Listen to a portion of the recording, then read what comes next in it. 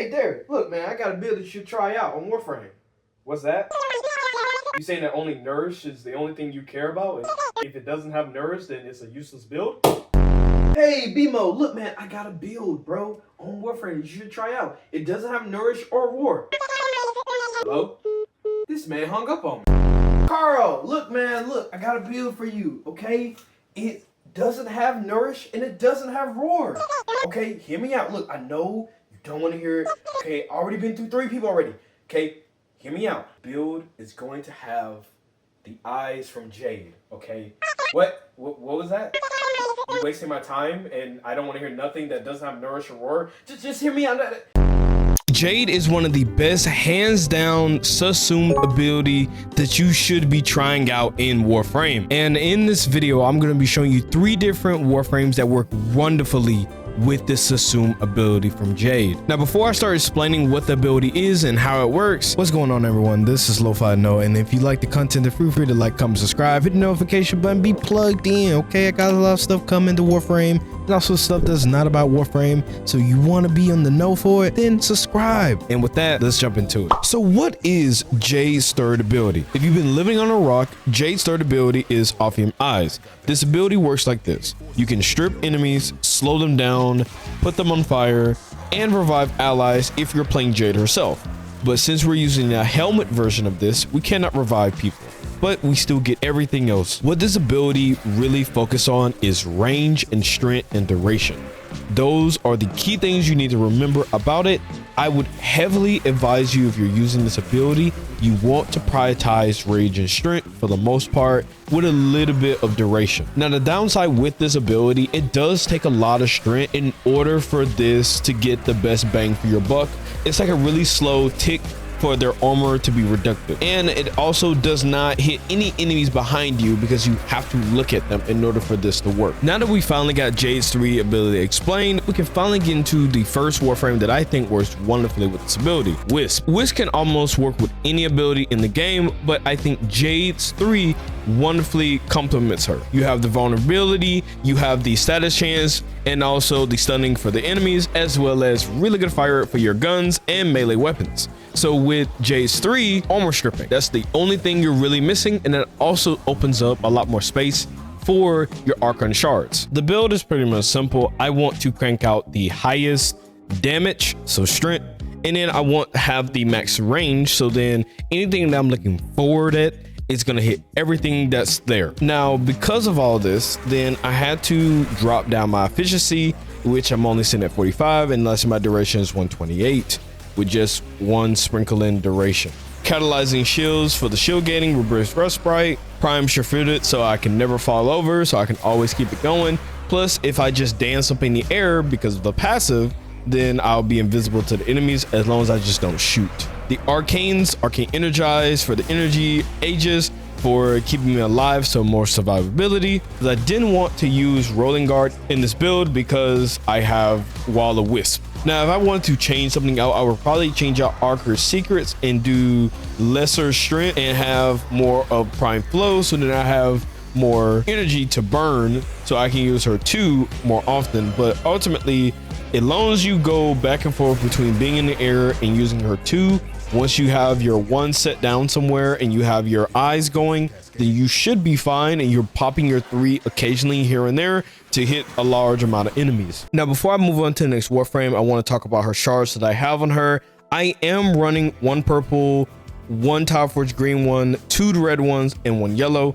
My build is not the perfect build that I want, but it's very, very, very close. The only thing that I would change on this would be a yellow Tower Forge shard to just a regular green one, so that I can get the max corrosive stack, so then I never have to worry about running Jade's 3 ability on Wisp. But even still with it, I think it works phenomenally, even if I did have the green shard placed on here. Or change out the yellow one, I'll probably put another red one so I can have more strength, so then I can just strip faster. Another key thing that is really important with this build is since I'm running 1 purple, I have equilibrium, so of course I don't have to run the mod in order to get this. Now that we're done with Wisp, we can talk about Gyre. Gyre is pretty much the female version of Volt, but slightly different from him.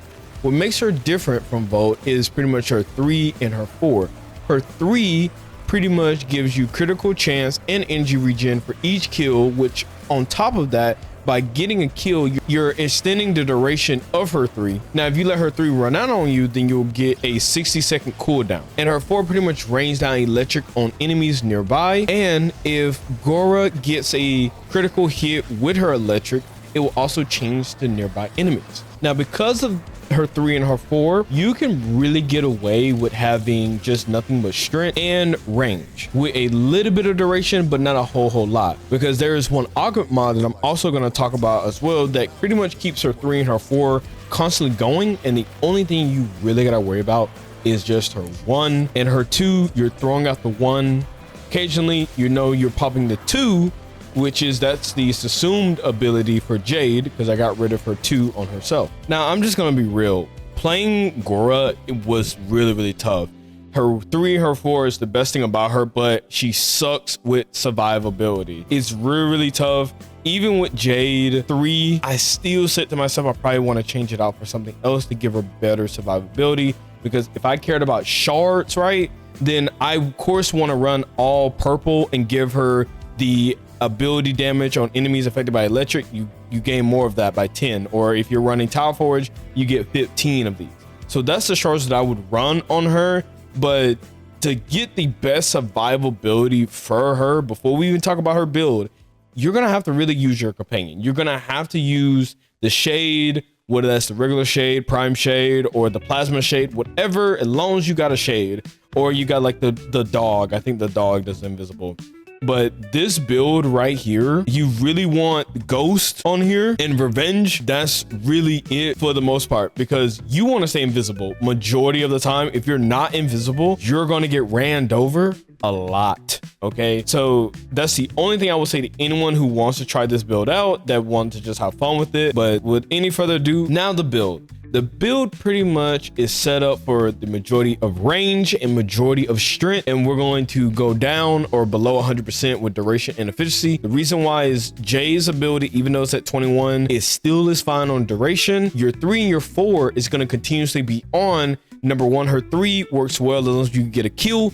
Her 4 will be on because of this augment. Eliminating an enemy with her 3 active will release an additional discharge from Rotor Wheel, which is her 4, and you will get 200 damage and extending the duration by the same amount. So pretty much that will obviously continuously run no matter what. The survivability for Gyre will come from your shade again and rolling guard. That is the 2 biggest things, because if you shoot, you're cooked. Okay, if you're doing any high level content, unless you roll, you'll be alive.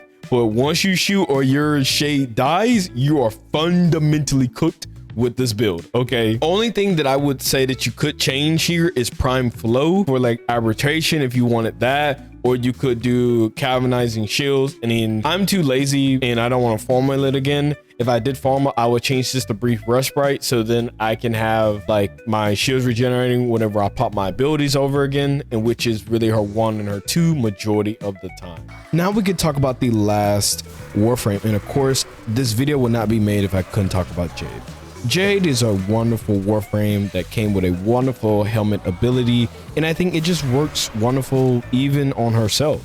And so with her 3 and her 4 with Glory, it's just fun flying around, you having her 3 strip the enemies, and you just rain down heat procs of carnage onto the top of enemies' heads. Just phenomenal. Another good thing about Jade is she already has really good survivability because of her 2. It also gives you invulnerability, plus also gives you back your shields. Her 1 is kind of like the in the group, and me personally, I changed it on mines, so once you see my build, you'll see what I'm talking about. But everything works. Now the build. With Jade also, you get to run 2 aura mod slots instead of 1. So I'm going to run brief respite and growing power to give me more strength. Also keeps me alive because of brief respite every time I pop an ability. And then power drift. I'm going to be honest here, you could change this out for something else entirely. If I wasn't lazy, again, I would actually put preparation, so then I can spawn with 100 energy as soon as I start the match, and you will understand why once you see some gameplay, a little bit of it. Now, as you see, we have a ton of strength on this build. Now we have slightly less range. We have 130. I would always understand Jade's 3 to just make sure that as long as you have above or at 100 range, you are 100% good. Once you go under 100% on her 3, you are messing up. Okay, it will not hit a lot of enemies. It will not strip a lot of enemies. With this at 130, I can still strip the enemies if I'm flying in the air. If you don't like how far from the ground you have to be a little bit, then you can just increase more range. So change out like Archer's Secrets to like Stretch, for instance. Okay, and that will give you more range, so then you feel more comfortable with having to strip them above the air. Now, of course, we're running Equilibrium, Prime Flow, so then we can have energy coming back in. We have Prime Flow, so then we can continuously have our abilities going, because once we start up our 4, we're going to be flying majority of the time.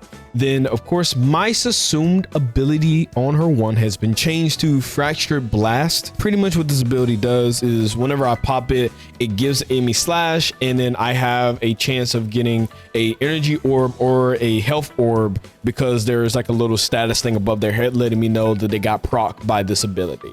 So as soon as I kill this enemy, then that is the percent chance of it dropping, which is 83 for health orbs and then 33 for energy. So I'm constantly always having energy no matter what, so I don't have to run crazy enough arcane energize in order for this to work. As long as I have Equilibrium plus this, and I'm using this ability constantly or throughout the mission, and just making sure any groups of enemies that I see, I proc this on, I will always have energy in the air no matter what. Now the arcanes, I know you're seeing something, and I'm gonna talk about this arcane in like another video because I really like this arcane. Okay, if you could see my face right now, I love this arcane. I love this arcane. Arcane Hot Shot. You gain 6% weapon critical chance for 10 seconds when using ability to inflict heat status effect on enemies, maximizing 50 stacks. This is so good.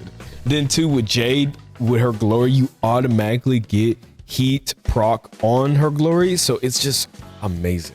Of course, if you're going to use Jade, the glory, you're gonna run arcane velocity. You have to. It just shoots too slow. You're gonna waste your time trying to use it. Don't. Because I showed you the build for Jade, I will have to also show you the build for glory. This is my build for glory. The best arcane to run on here, if you just care about survivability some more, you're gonna run like secondary fortify. So then whenever you kill an enemy that has overguard, you not only get overguard, but you also do more damage to the enemy who has overguard. So it's really nice. You don't have to worry about survivability. Pretty much this is a standard build. You're not really asking for too much. You know, you're just making sure to have corrosive with heat proc. That's really it. I hear some people say that Gravenon's defense or this really doesn't work. To me personally, it just makes more sense because I care about the multi-shot aspect of it. And then lastly, Archon shards that I'm just running one orange one. Again, my build for Jade is not fully completed. I would love to have this fully built for you guys, show it off to the best of my ability. Same thing with Gora, but like some of these builds takes a while to really fully make and then think it out and then like fully make it perfect. I would say some of my Warframes are like that, and that's just because I love them a lot more than most characters. But for right now, if you just cared about what type of shards you wanted, you want something that gives you more critical chance on your secondaries. Okay, then of course you want to run at least one Tile Forge orange one, so then you get more critical chance for your secondaries as long as you have a heat status, which obviously you're gonna have a heat status. Okay, or you can run more strength to make it easier on yourself, or you can run Equilibrium to make it easier on yourself again for the energy. And that's pretty much does it for the shards. And with that, I pretty much showed you guys the 3 builds that I want to show off for today. I hope you guys enjoyed the builds. Let me know down in the comments what you think about the builds, or what would you like to run instead on the builds. Okay, if you made it this far, I appreciate you guys for sticking it out and getting all the way to the end and watching me talk about Warframe, as well as I know it's been a while since I post. I've been kind of slowish. I would definitely say because of my new job that I got, it's been a while, and then I'm trying to get everything in a certain way where I can sit down, edit, work on stuff, while then also take care of real stuff outside of editing and YouTubing and stuff like that. So that's why I've been kind of slow-ish, but don't worry, we're not gonna be behind. I still got some stuff coming. Just tune in, trust me, subscribe, like, you will get to see it all. Okay, just be plugged in with me. Y'all take it easy, man. All right.